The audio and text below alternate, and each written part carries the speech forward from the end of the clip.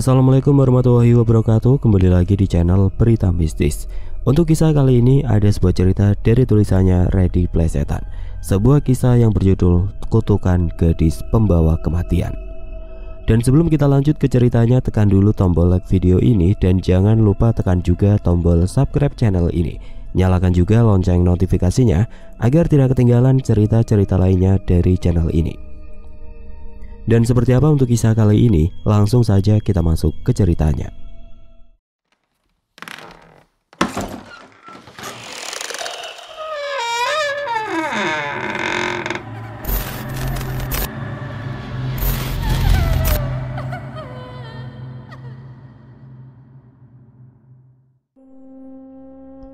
Kisah ini pernah dialami langsung oleh Bu Surti, istri Pak Budi. Begini kisah selengkapnya. Bahu lawean adalah salah satu sengkolo yang menimpa seorang perempuan yang menyebabkan setiap memiliki suami pasti akan meninggal. Pak Budi adalah suami keempat dari Bu Surti. Ketiga suami Bu Surti sebelumnya telah meninggal dunia dengan tragis. Musibah ini dialami Bu Surti pada waktu tahun 1998. Waktu itu dialami Bu Surti ketika masih berumur 19 tahun. Ada seorang pemuda desa yang tertarik dengan Surti muda. Pemuda itu tertarik dengan kecantikan dan kepolosan Surti. Gayung pun bersambut. Ternyata Surti juga menaruh hati dengan pemuda tersebut. Setelah berpacaran selama 7 bulan, akhirnya mereka berdua memutuskan untuk menikah. Kala itu Surti tidak curiga jika dia sudah terkena sengkolo bau lawean. 1 bulan menjelang pernikahannya, Surti sering mengalami mimpi buruk. Bahkan suatu ketika, dia pernah mimpi didatangi sesosok makhluk tinggi besar, hitam, dan memakai mahkota. Sosok itu mengatakan kalau dia tidak rela jika Surti menikah. Tapi meskipun sering bermimpi buruk, Surti masih cuek saja dan dia beranggapan kalau mimpi itu adalah bunga tidur. Sampailah hari pernikahan tiba, 20 November 1998. Ijab kabul Surti dan pemuda idamannya hari itu berjalan lancar. Tetapi kala itu cuaca tidak bersahabat. Semenjak selesai acara ijab kabul terjadi hujan badai dan angin kencang. Bahkan ada beberapa tenda yang ikut porak-poranda terkena terpaan angin. Hari itu resepsi pernikahan terhambat karena adanya hujan badai itu. Tapi yang aneh, hujan badai itu cuma terjadi di wilayah kecamatan di mana Surti tinggal. Kala itu banyak orang merasakan keanehan tersebut. Tapi malam harinya, hujan badai itu telah reda dan acara bisa dilanjutkan meskipun dalam waktu singkat. Esok harinya masyarakat banyak yang datang untuk menyumbang ke rumah Surti karena kemarin terjadi hujan badai sehingga mereka tidak bisa datang menyumbang di acara resepsi pernikahan Surti. 3 hari berselang sejak acara pernikahan itu, suami Surti berpamitan untuk menyelesaikan pembayaran uang sewa tenda ke tempat pemiliknya. Tragedi musibah dimulai di sini. Sepulang dari tempat pemilik tenda, sepeda motor yang dinaiki suami Surti terlibat kecelakaan tunggal. Sepeda motor yang dinaikinya menabrak tembok pengaman jembatan sebelum batas desa. Karena lukanya yang parah, suami Surti meninggal di tempat. Surti beserta keluarga besarnya merasa terpukul dan bersedih begitu mendengar berita kecelakaan itu yang menyebabkan meninggalnya suami Surti. Sore itu jenazah suami Surti langsung dimakamkan oleh warga. Malam harinya sampai 7 hari ke depan dilakukan acara tahlilan untuk mendoakan almarhum suami Surti. Di hari ke-7 setelah kematian suaminya, pada malam harinya, Surti mengalami mimpi buruk lagi. Dalam mimpinya, Surti didatangi sosok pemuda yang mengatakan kalau dia tidak rela jika Surti menikah. Sebab dia beralasan kalau sebenarnya Surti adalah istrinya. Setelah itu Surti terbangun dari tidurnya. Mendapati mimpi seperti itu, Surti masih cuek saja tidak menghiraukannya. Dari waktu ke waktu kesedihan Surti lambat laun mulai hilang akibat kematian suaminya itu. Sampai akhirnya ada seorang pemuda dari kota sebelah yang merasa tertarik kepada Surti. Pemuda itu bernama Suwanto dan dia tahu jika Surti adalah seorang janda. Tetapi itu tidaklah menjadi masalah baginya. Dari hari ke hari Suwanto semakin intens mendekati Surti. Sampai akhirnya Surti jatuh hati juga kepadanya. Sampai akhirnya di suatu hari keluarga Suwanto melamar Surti. Lamaran mereka diterima oleh Surti dengan sukacita dan akhirnya ditentukanlah hari pernikahan mereka berdua. Di sini mulai terjadi keanehan yang tidak disadari oleh Surti. Mendekati hari pernikahan, Suwanto sering mengalami mimpi buruk. Dalam mimpinya, dia sering diteror dan didatangi sosok tinggi besar dan bermahkota. Sosok itu mengancam Suwanto dan akan membunuhnya jika dia merebut istrinya. Tetapi di sini Suwanto tidaklah paham akan maksud dari perkataan sosok tersebut. Sampai akhirnya 3 hari menjelang pernikahan, Suwanto didatangi lagi oleh sosok tersebut dalam mimpinya. Dan dia diajak berduel. Dalam duelnya ini Suwanto terluka di bagian dadanya. Lalu dia terbangun dari mimpinya tersebut dan merasakan dadanya terasa nyeri, seakan dia benar-benar berduel seperti di mimpinya tadi. Tapi Suwanto masih menganggap jika mimpinya ini hanyalah bunga tidur semata. Sampai akhirnya tibalah hari pernikahannya dengan Surti. Acara pernikahan ini digelar dengan sangat meriah. Dan seakan malam juga mendukungnya, cuaca sangatlah cerah hingga banyak tamu undangan yang datang. Acara pernikahan Surti dengan Suwanto berjalan sesuai rencana. Sampai akhirnya tibalah malam pertama bagi Surti dan Suwanto tiba. Keanehan mulai terjadi di sini. Dengan sangat tiba-tiba dada Suwanto terasa nyeri yang teramat sangat, hingga akhirnya diputuskan untuk menunda ritual malam pertamanya itu. Esok paginya dada Suwanto sudah mulai terasa enakan. Dia berpikir kalau hari ini akan banyak istirahat biar nanti malam ritual malam pertamanya yang tertunda dengan istrinya bisa dilakukannya. Pada malam harinya dengan sangat semangat Suwanto mempersiapkan diri demi membahagiakan istrinya karena ritual malam pertamanya kemarin tertunda. Lagi-lagi terjadi suatu keanehan. Dada Suwanto terasa sangat sesak. Nafas dia sampai tersegal-segal dan akhirnya malam itu juga dia dilarikan ke rumah sakit yang ada di kota tersebut. Surti dan keluarga besarnya tidak menaruh curiga terhadap sakit Suwanto. Mereka berpikir Suwanto kebanyakan mengkonsumsi obat kuat hingga dia sesak napas. Suwanto dirawat di rumah sakit selama 4 hari. Dalam perawatannya ini, dokter mendiagnosa jika kondisi tubuh Suwanto normal-normal saja. Sampai akhirnya dia diperbolehkan pulang. Sesampainya di rumah, Suwanto disarankan untuk banyak-banyak istirahat. Sampai akhirnya sudah 1 minggu Suwanto belum sama sekali menjamah istrinya. Suwanto belum bisa melaksanakan kewajibannya karena tubuhnya masih terasa lemas. Mendapati suaminya yang belum bisa membahagiakannya, Surti sabar menunggu. Dia sangat perhatian terhadap suaminya itu. Dia merawat suaminya dengan kasih sayang dan perhatian yang lebih. Singkat cerita, sudah sebulan lamanya Suwanto menderita penyakit yang tidak jelas ini. Yang dia rasakan cuma tubuhnya yang terasa sangat lemas. Sampai akhirnya datanglah sahabatnya dari pulau seberang yang membawakannya sebuah ramuan herbal. Semenjak mengkonsumsi ramuan herbal dari sahabatnya itu, kesehatan tubuh Suwanto berangsur membaik. Dari hari ke hari kebugaran tubuhnya semakin baik. Sampai akhirnya tepat malam ke-40 dia berhasil melaksanakan tugas malam pertamanya yang tertunda itu. Dengan sangat puas dan bahagia, perasaan Suwanto yang telah berhasil melaksanakan tugas menafkahi istrinya itu. Tetapi kesehatan Suwanto bertahan cuma 3 hari saja. Suwanto jatuh sakit lagi. Kali ini selain tubuhnya yang terasa sangat lemas, juga dadanya terasa sangat sesak. Sampai akhirnya dia harus dilarikan ke rumah sakit lagi. Dalam perawatan rumah sakit, Suwanto divonis dokter menderita kelainan jantung. Suwanto dirawat kurang lebih sebulan lamanya. Sampai akhirnya dia diperbolehkan pulang oleh dokter yang merawatnya. Sesampainya di rumah, kondisi Suwanto semakin menurun kesehatannya. Bahkan seminggu dalam perawatan di rumah, Suwanto pingsan karena serangan jantung. Akhirnya Suwanto dilarikan lagi ke rumah sakit. Kondisi kesehatan Suwanto tidak stabil, kadang normal, kadang ngedrop. Sampailah hari ke-100 dari pernikahannya, Suwanto menghembuskan nafas terakhirnya. Suwanto meninggal dengan sangat tragis, tubuhnya sangat kurus kering.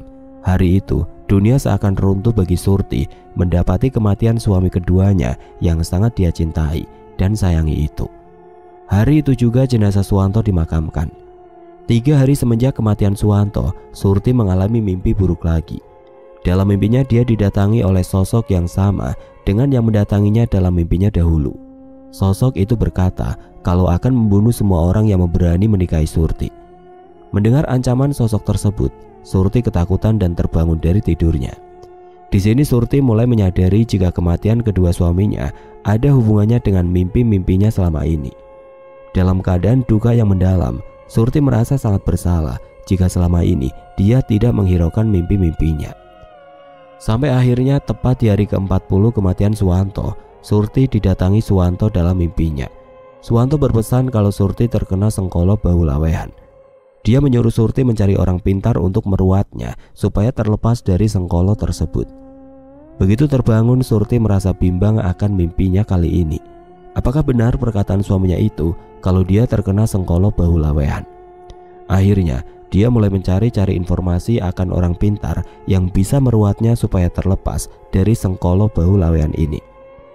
Sampai suatu hari dia mendapatkan info dari tetangganya kalau di sebuah daerah yang agak jauh dari rumahnya ada seorang dukun yang bisa membantunya. Sebut saja dukun itu Mbak Pono. Akhirnya Surti mendatangi alamat Mbak Pono tersebut sesuai petunjuk tetangganya itu. "Kula nuwun, Mbah." Salam Surti sopan sambil mengetuk pintu rumah yang sangat sederhana itu. "Monggo," jawab Mbak Pono sambil membukakan pintu rumahnya yang terbuat dari kayu jati itu. "Nyuwun sewu, perkenalkan kula Surti, Mbah." "Oh, nggih nak. Ada apa? Jauh-jauh datang ke rumah Mbah?" "Saya kesini mau minta tolong, Mbah."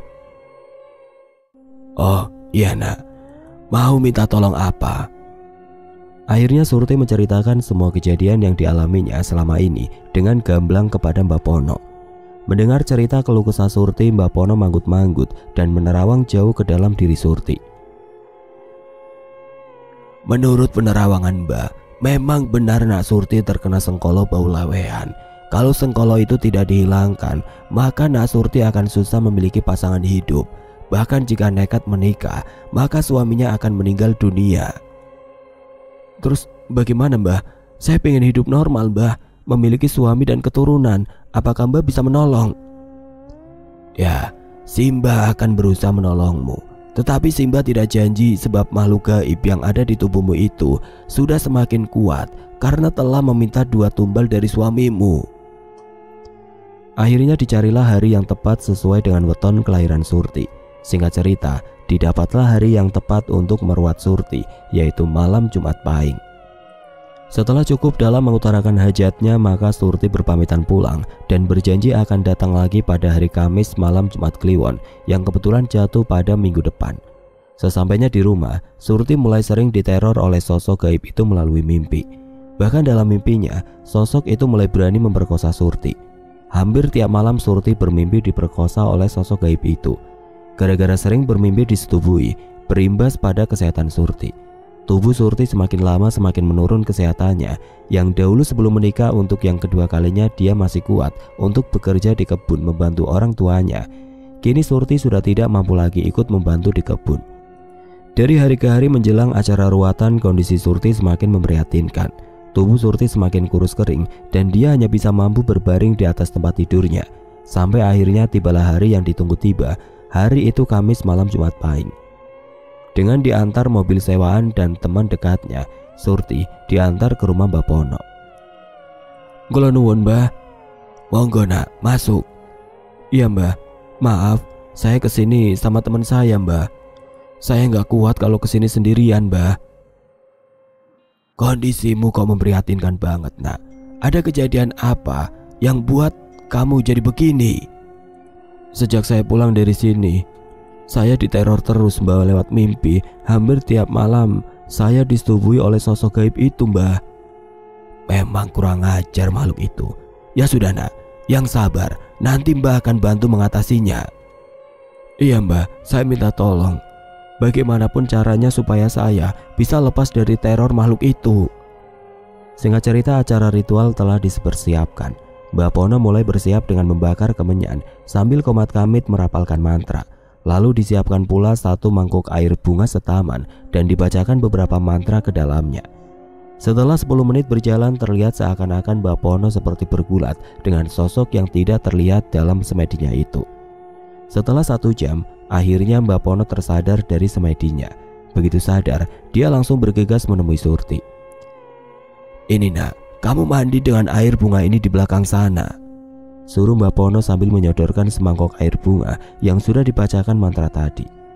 "Dan itu nanti bunganya kamu oles-oleskan ke sekujur tubuh." "Nggih Mbah, Surti segera mandi." "Nanti setelah mandi kamu buruan ke sini. Nanti akan baruat badanmu biar sosok jin kafir itu tidak berulah lagi." Lalu Surti bergegas ke belakang untuk mandi air bunga yang diberikan oleh Mbak Pono. Setelah mandi terdapat satu keanehan. Sekujur tubuh Surti terasa panas. Hawa panas tersebut dirasakan mulai dari bawah menjalar ke seluruh tubuhnya. Mendapati kejadian yang aneh tersebut, Surti segera bergegas menemui Mbah Pono di ruang semedinya. Sesampainya di ruangan semedi Mbah Pono, Surti segera membaringkan tubuhnya di tempat yang sudah dipersiapkan oleh Mbah Pono. Lalu Mbah Pono menutupi tubuh Surti dengan selai kain kafan. Setelah itu Mbah Pono segera bersemedi untuk melawan sosok gaib yang menghuni tubuh Surti. Sementara itu, kesadaran Surti mulai menurun. Dia mulai dikuasai oleh sosok gaib yang bersarang di dalam tubuhnya. Tidak begitu lama Surti telah kesurupan sosok tersebut dan dia mulai bangkit menyerang Mbah Pono. Terjadilah peperangan antara Mbah Pono dan sosok gaib yang telah menyurupi tubuh Surti itu. Tapi tidak begitu lama, sosok itu bisa dikalahkan oleh Mbah Pono dan tubuh Surti tergeletak pingsan begitu sosok tersebut kalah oleh Mbah Pono. Lalu Mbah Pono berusaha menyadarkan Surti. Tidak begitu lama Surti telah siuman dari pingsannya. Dia kebingungan karena melihat ruang semedi Mbah Pono berantakan semua. Akhirnya Surti disuruh merapikan pakaiannya dan ditunggu Mbah Pono di ruang tamu. Setelah merapikan pakaiannya dan sedikit merapikan ruang semedi yang berantakan itu, dia segera keluar menuju ruang tamu untuk menemui Mbah Pono. "Duduk situ nak, ini teh panasnya, diminum biar badanmu segar." "Nggih Mbah, matur suwun." "Tadi kamu kesurupan sosok yang menghuni badanmu itu, dan sosok itu menyerang Simbah. Syukur sosok itu sudah bisa Mbah kalahkan, tapi Mbah belum bisa mengeluarkan sosok itu dari dalam tubuhmu, karena sosok itu begitu kuatnya. Setelah memakan tumbal 2 orang suamimu dan sudah mulai menyatu dengan tubuhmu. Tapi kamu jangan khawatir, sosok itu sudah Mbah lemahkan dan sudah Mbah kunci supaya tidak menguasai tubuhmu lagi. 100 hari lagi, jika Tuhan mengizinkan, akan Mbah keluarkan makhluk itu dari tubuhmu." "Matur suwun Mbah atas usahanya menolong Surti demi terlepas dari sengkolo bau lawean ini. Surti tidak bisa ngasih apa-apa Mbah. Semoga Tuhan yang akan membalas semua." "Dan kira-kira adakah pantangan yang harus dijaga sambil menunggu 100 hari yang akan datang Mbah?" "Ada nak, beberapa pantangan agar makhluk itu tidak bisa menguasai tubuhmu lagi dan bisa dengan mudah dikeluarkan dari tubuhmu itu." "Kira-kira pantangannya apa Mbah? Nanti akan Surti jalankan." "Pantangannya yaitu yang pertama, kamu tidak boleh makan nasi kenduri. Sebelum nasi itu dimakan dulu oleh orang lain di rumahmu. Yang kedua, kamu dilarang melayat. Jika masih ada jenazahnya, kamu boleh melayat jika jenazahnya sudah dikuburkan. Yang ketiga, kamu dilarang bersetubuh dahulu. Meskipun biraimu memuncak dan menggebu-gebu, kamu harus menahannya apapun yang terjadi. Sebab jika kamu melakukan persetubuhan, nanti makhluk itu akan bangkit lagi kekuatannya dan semakin susah untuk dikeluarkan. Sudah, itu saja pantangannya. Dan semoga 100 hari lagi makhluk itu bisa dikeluarkan dari dalam tubuhmu." "Iya Mbah, Surti akan menjaga pantangan tersebut. Dan Surti mohon pamit, nanti 100 hari lagi Surti akan datang lagi ke sini. Ini ada sedikit rejeki sebagai rasa terima kasih untuk Mbah." Setelah berpamitan akhirnya Surti pulang ke rumah. Sesampainya di rumah Surti langsung masuk ke kamarnya untuk beristirahat tidur demi memulihkan kebugaran tubuhnya. Dalam tidurnya Surti bermimpi. Dalam mimpinya ini dia melihat ada sosok tinggi besar hitam yang terbelenggu rantai dan berteriak-teriak minta dilepaskan. Setelah bermimpi itu dia terbangun dari tidurnya. Kali ini tubuhnya terasa sangat segar dan perasaan hatinya sangatlah senang karena dia beranggapan kalau makhluk itu sudah lemah. Singkat cerita, kehidupan Surti berjalan seperti biasanya. Sampai akhirnya suatu hari Surti baru saja belanja di pasar. Pulangnya dia berencana menaiki ojek karena belanjaan lumayan banyak dan dia ingin cepat sampai rumah. Berjalanlah dia mencari ojek di pangkalan ojek timur pasar pagi. Sesampainya di pangkalan ojek, ternyata kosong karena semua ojek hari itu sedang ramai penumpang. Setelah menunggu sebentar, akhirnya datanglah satu ojek yang baru saja mengantar penumpang. Sebut saja Trimo, nama tukang ojeknya. "Ojek Kang, apakah bisa Kang antar saya?" "Iya Neng, mau diantar kemana?" Setelah membereskan semua barang belanjaannya, Surti kemudian membonceng. Berjalanlah ojek tersebut sesuai petunjuk Surti karena rumah Surti agak jauh dari pasar, hingga akhirnya mereka berdua terlibat percakapan dalam perjalanan itu. "Maaf Neng, masih jauh ke rumahnya?" "Lumayan Kang, sekitar 1 kilometeran lagi. nanti baru masuk jalan desa. Maaf Neng kalau lancang, kenapa Neng tidak diantar suami? Karena belanjaan Neng lumayan banyak. Maaf Kang, suami Neng sudah meninggal. Neng janda Kang, makanya Neng belanja sendiri. Maaf, saya nggak tahu kalau Neng janda. Wah, lumayan nih, ada penumpang cantik putih janda pula. Siapa tahu jodoh, gumam Trimo dalam hati. Kalau Akang sudah punya anak berapa? Wah, Akang belum punya anak Neng. Wong istri saja Akang nggak punya. Lagian siapa Neng yang mau sama tukang ojek kayak Akang ini? Maaf ya Kang, kirain Akang udah punya istri. Jangan merendah gitu Kang. Pekerjaan Akang halal kok, bahkan bisa menolong orang. Dari tadi kita ngobrol, masa kita belum kenalan? Kenalkan, saya Trimo Neng. Kalau Neng siapa namanya? Saya Surti Kang, janda 2 kali tapi belum dikaruniai anak Kang. Tidak begitu lama akhirnya mereka telah sampai di jalan masuk desa, dan sekitar 10 menit berjalan sampailah mereka di halaman rumah Surti. Ayo Kang, mampir dulu istirahat sebentar, kan lumayan jauh tadi perjalanannya. Surti buatkan kopi sambil istirahat sebentar. Iya Neng, sebentar Akang parkirkan motor dulu. Ayo masuk Kang. Surti ke belakang sebentar, naruh belanjaan sekalian buatin kopi. Setelah memarkirkan sepeda motornya, Trimo segera masuk ke dalam rumah Surti. Lalu dia duduk di ruang tamu sambil menyulut sebatang rokok filter kesukaannya. Sambil menghisap rokoknya dalam-dalam, Trimo melamunkan andai kata Surti mau menjadi pendamping hidupnya. Jujur saja Trimo jatuh hati begitu melihat paras ayu Surti, apalagi sekarang statusnya seorang janda. Lamunan Trimo buyar begitu Surti masuk lagi ke ruang tamu sambil membawa segelas kopi hitam yang harum baunya. Silakan Kang, diminum kopinya mumpung masih panas. Makasih Neng, malah ngerepotin buatin kopi segala. Rumah kok sepi Neng, orang tua pada kemana? Bapak dan ibu masih di kebun Kang. Maaf Neng, kalau boleh Akang mau nanya. Nanya apa Kang? Gini Neng, kalau boleh tahu Neng Surti janda sudah berapa lama? Surti jadi janda belum 1 tahun Kang. Suami Surti meninggal sekitar 10 bulan yang lalu. Memang ada apa Kang kok nanya kayak gitu? Maksudnya gini Neng, siapa tahu kita ada jodoh. Memang Kang Trimo mau sama janda 2 kali kayak Surti ini? Kalau jodoh siapa yang tahu Neng, tapi memang abang cuma seorang tukang ojek. Jujur aja Neng, abang jatuh hati sama Neng Surti. Masa baru kenal sudah nembak Kang? Yang penting abang jujur Neng, perkara ditolak sudah biasa Neng. Gampang lah Kang, sambil jalan aja, kalau jodoh kan gak kemana.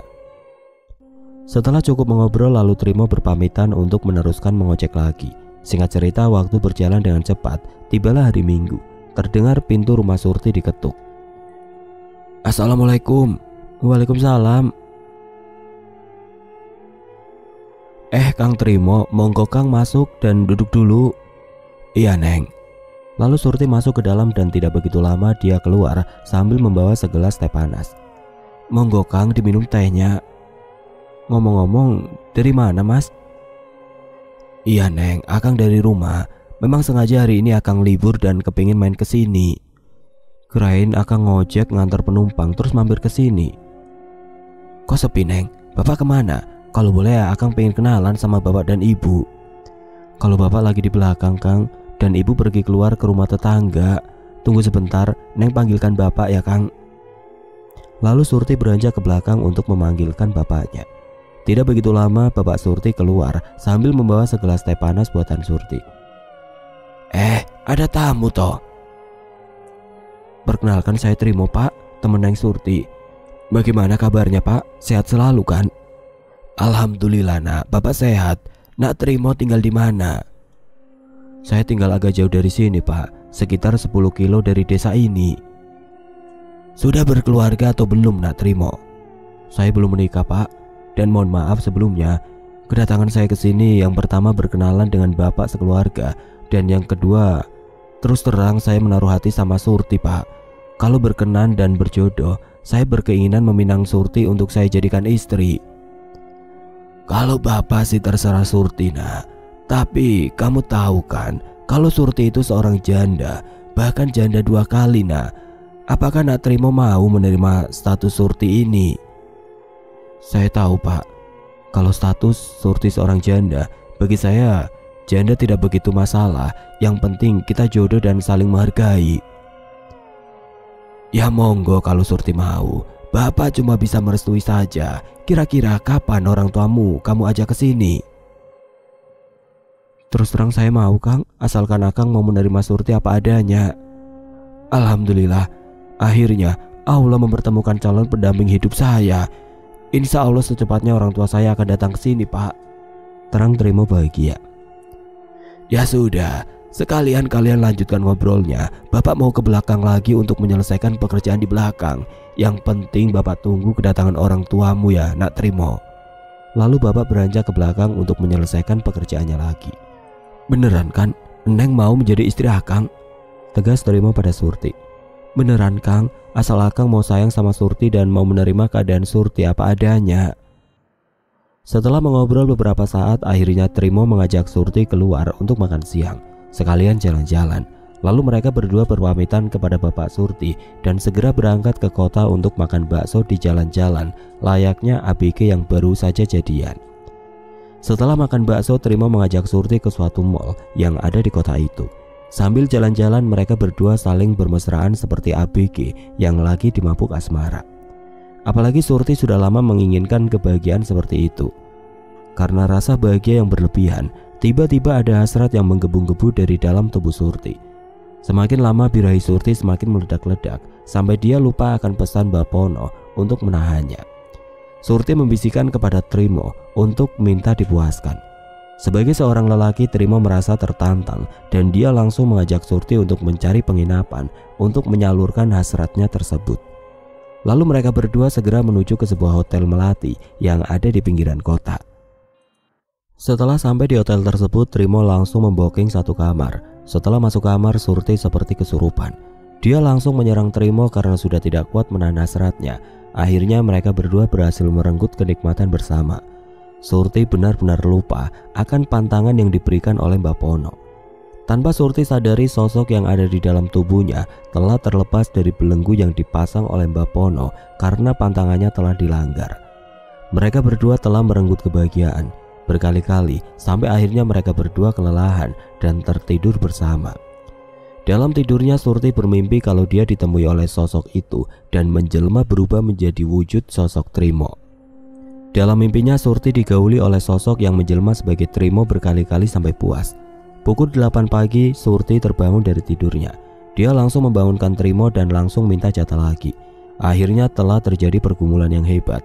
Hasrat Surti sangat menggebu-gebu sampai Trimo hampir kewalahan.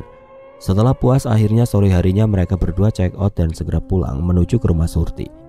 Sebelum sampai di rumah Surti, mereka berdua mampir ke sebuah warung pecel lele dan membungkus 4 bungkus pecel lele untuk dibawa pulang. Sesampainya di rumah Surti, mereka berdua makan sama-sama. Karena waktu sudah malam, setelah makan Trimo langsung berpamitan pulang dan berjanji secepatnya membawa orang tuanya untuk melamar Surti. Mulai malam itu hasrat birahi Surti selalu menggebu-gebu. Sampai akhirnya tiap malam dia selalu bermimpi bertemu dengan sosok jin yang menyerupai Trimo. Sosok itu hampir tiap malam selalu mendatanginya dalam mimpi dan menyetubuhinya sampai puas. Singkat cerita, keluarga Trimo telah datang untuk melamar Surti. Sampai akhirnya ditentukanlah tanggal perkawinan mereka berdua. Sampai di sini Surti masih lupa dengan perintah Bapono untuk ruatan lagi karena perasaannya telah dimabuk asmara. Akhirnya hari pernikahan Surti dan Trimo telah tiba. Acara diselenggarakan dengan sederhana. Meskipun sederhana acaranya, tetapi terlihat meriah karena teman-teman Trimo banyak yang datang untuk turut berbahagia. Seminggu setelah pernikahan yang ketiga kalinya ini terlihat baik-baik saja. Sampai akhirnya Surti hamil muda setelah usai pernikahannya menginjak usia 5 bulan. Mendengar istrinya hamil, Trimo sangatlah bahagia dan semakin menyayangi istrinya itu. Singkat cerita, usia kehamilan Surti menginjak umur 8 bulan. Perhatian Trimo terhadap Surti semakin berlebih, bahkan hampir semua pekerjaan rutin Surti sebagai seorang istri seperti mencuci baju dan memasak digantikan oleh Trimo. Surti benar-benar semakin dimanjakan oleh Trimo. Sampai suatu malam Surti bermimpi didatangi sosok yang selalu memperkosanya selama ini. Dalam mimpinya, sosok tersebut datang dalam wujud yang asli dan dia berkata kalau dia butuh tumbal. Mendapati mimpi begitu, Surti sangat ketakutan dan akhirnya dia terbangun dari tidurnya dengan nafas yang terengah-engah dan keringat yang bercucuran. Dan dilihat waktu sudah menunjukkan pukul 4 waktu Indonesia Barat. Karena masih pagi buta, akhirnya Surti ingin meneruskan tidur kembali. Sudah berusaha dengan maksimal tetapi Surti masih tidak bisa tertidur juga, sampai akhirnya terdengarlah suara azan subuh. Begitu terdengar suara azan, Surti tiba-tiba terlelap tidur sampai pulas hingga dibangunkan oleh suaminya sekitar pukul 6. Dia tidak juga terbangun. Karena istri tercintanya susah dibangunkannya, akhirnya pagi itu Trimo memutuskan untuk segera berangkat kerja tanpa berpamitan dengan istrinya. Sekitar pukul 6:30 Trimo mulai berangkat ngojek menuju ke pasar tempat dia biasa beroperasi. Dia tidak menyadari ada bahaya mengancamnya. Belum sampai pangkalan tempat tujuannya, Trimo disenggol oleh sebuah sepeda motor yang melaju kencang ugal-ugalan. Karena tidak bisa menguasai kendaraannya, dia terjatuh dan langsung disambar oleh truk tronton yang melaju kencang di belakangnya. Tubuh Trimo terlindas oleh truk tersebut dan dia langsung meninggal seketika di lokasi kecelakaan. Tidak begitu lama semua orang langsung berkerumun di lokasi kejadian, yang salah satunya yaitu Pak Budi, sahabat karibnya. Melihat kalau korban yang terlindas itu adalah Trimo, Pak Budi sangatlah kaget dan shock melihat tubuh sahabatnya itu hancur dilindas tronton. Dengan sekuat tenaga, Pak Budi segera menuju ke rumah Trimo untuk mengabarkan kejadian kecelakaan tersebut kepada keluarga Trimo. Sementara itu di rumah, Surti masih terlelap tidur karena memang saat itu tubuh dia sangat letih dan lemas karena mimpinya semalam. Sesampainya di rumah Trimo, Pak Budi ditemui oleh mertuanya dan mengabarkan perihal kecelakaan yang dialami Trimo. Mendengar kabar kecelakaan yang dialami Trimo, ayah Surti kaget dan sedikit kebingungan gimana caranya memberitahu tentang kabar kematian Trimo kepada Surti. Karena situasi sedikit gaduh, akhirnya Surti terbangun dari tidurnya. Dia segera keluar kamar dan menuju ke ruang tamu. Sesampainya di ruang tamu, Surti kebingungan begitu mendapati ibunya sedang bersedih dan meneteskan air mata. Akhirnya ayahnya dengan pelan-pelan memberitahukan kepada Surti tentang kematian suaminya akibat kecelakaan. Mendengar Trimo meninggal, Surti berteriak histeris dan langsung terkulai lemas dan pingsan. Mendengar teriakan Surti, beberapa tetangga penasaran dan berkumpul di rumah Surti untuk mencari sebabnya. Akhirnya Pak Budi menerangkan ke beberapa tetangga tentang kematian Trimo. Akhirnya semua tetangga Surti pada berdatangan dan membantu mempersiapkan segala sesuatunya untuk menyambut kedatangan jenazah Trimo. Sekitar pukul 11 siang, ada mobil polisi yang datang dan diiringi mobil ambulan yang membawa jenazah Trimo. Akhirnya jenazah Trimo dimakamkan siang itu sekitar pukul 1 siang. Malam harinya diadakan tahlilan mendoakan Trimo. Pak Budi malam itu ikutan acara tahlilan demi mendoakan arwah sahabatnya itu. Setelah selesai acara tahlilan, Pak Budi sengaja tidak langsung pulang karena dia merasa prihatin melihat Surti yang masih terlihat shock berat dan cuma bisa menangis. Melihat kondisi Surti yang masih belum bisa diajak ngobrol, Pak Budi memutuskan untuk mengobrol dengan mertua Trimo. Mereka berdua keluar rumah dan duduk di teras rumah untuk mengobrol tentang pesan Trimo yang dititipkan kepada Pak Budi. "Mohon maaf Pak, sebelumnya jika nanti ada kata-kata saya yang membuat Bapak tidak nyaman," ucap Pak Budi membuka obrolan. "Iya nak, kira-kira ada pesan apa? Apakah ada hubungannya dengan menantu saya Trimo?" "Iya Pak, jadi gini, 3 harian sebelum terjadinya kecelakaan, Trimo pernah curhat kepada saya. Dia cerita kalau akhir-akhir ini dia sering bermimpi didatangi sosok tinggi besar berbulu dan memakai mahkota. Sosok itu dalam mimpinya mau membunuh Trimo. Kejadian mimpi ini katanya sering sekali dia alami. Trimo akhir-akhir ini menjadi gelisah dan merasa terteror karena sering bermimpi dikejar-kejar oleh sosok tersebut. Apa jangan-jangan ini semua ada hubungannya dengan kematian semua suami Surti?" "Maksudnya gimana ya Pak?" "Trimo itu adalah suami ketiga Surti dan semua suami Surti meninggal dengan tragis." "Oh, Trimo itu suami ketiga ya? Saya kira Trimo itu suami kedua dari Surti. Kira-kira ada rahasia apa ya Pak? Kok begitu tragis nasib dari Surti? Jangan-jangan Surti terkena sengkolo Pak." "Sengkolo apa anak?" "Kalau di kampung saya jika ada perempuan yang punya suami tetapi sering meninggal, biasanya terkena sengkolo bau lawean Pak. Saya curiga kalau Surti terkena sengkolo bau lawean," jelas Pak Budi. Terus terang kalau masalah Sengkolo Bapak tidak paham, Nak. Apa gini, Pak? Nanti setelah 7 hari dari kematian Trimo, apa kita bawa Surti ke salah satu kiai kenalan saya, Pak?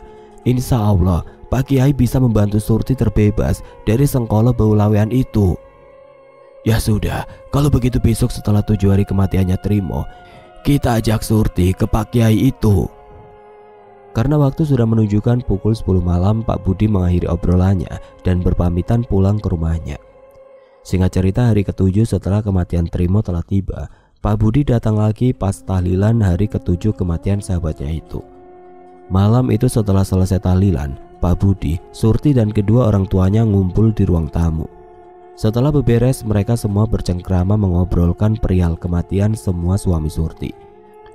Waktu itu kondisi Surti sudah mendingan, sudah tidak begitu syok dan dia sudah bisa menerima kematian suaminya yang ketiga ini.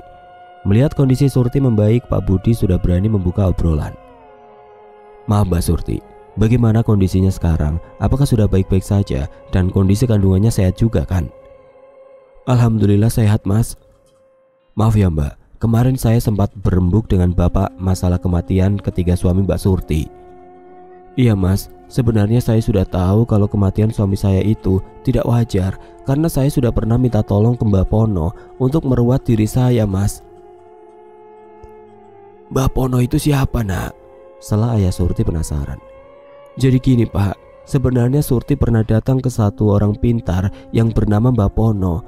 Waktu itu Mbak Pono pernah menerawang kalau Surti terkena Sengkolo bau lawean dan Mbak Pono sudah berusaha membantu Surti dengan merawat Surti dan berhasil melemahkan makhluk yang ada di diri ini. Tiba-tiba Surti teringat dengan pantangan Mbak Pono. Astagfirullah, Surti lupa. Surti terkejut dan tiba-tiba menangis mengingat pantangan dari Mbak Pono. Ada apa Mbak? Kok tiba-tiba menangis? Mbak Surti lupa apa? Tanya Pak Budi kebingungan. Iya Nak, ada apa kok kamu nangis? Jadi gini Pak, dahulu setelah meruat, Mbak Pono pernah memberi pantangan dan akan meruat yang kedua kalinya setelah 100 harinya. Jawab Surti dengan linangan air mata penyesalan karena telah melanggar pantangan dan lupa untuk ruatan keduanya. Terus ruatan keduanya kamu lupa ya Nak? Iya Pak. Maaf Mbak Surti, saya ada ide. Kalau Mbak Surti berkenan, barangkali ini salah satu solusinya. Iya Pak, kira-kira ide apaan? Surti siap asalkan bisa terbebas dari Sengkolo ini. Saya ada kenalan seorang kiai. Beliaunya sering membantu orang terkena santet dan lain sebagainya. Kalau Mbak Surti berkenan, nanti akan saya antar ke sana untuk berobat. Siapa tahu ada jodoh dan Mbak Surti bisa terbebas dari Sengkolo itu. Ajak Pak Budi memberi solusi. Iya Pak, saya mau. Siapa tahu beliau bisa bantu dan Surti bisa terbebas dari Sengkolo ini. Ya udah, Kamis depan nanti akan saya antar ke sana. Jawab Pak Budi memberi harapan. Karena waktu sudah larut malam, akhirnya Pak Budi berpamitan pulang. Lalu Surti bergegas membereskan semua gelas dan piring tempat makanan yang tadi disajikan untuk semua tamu.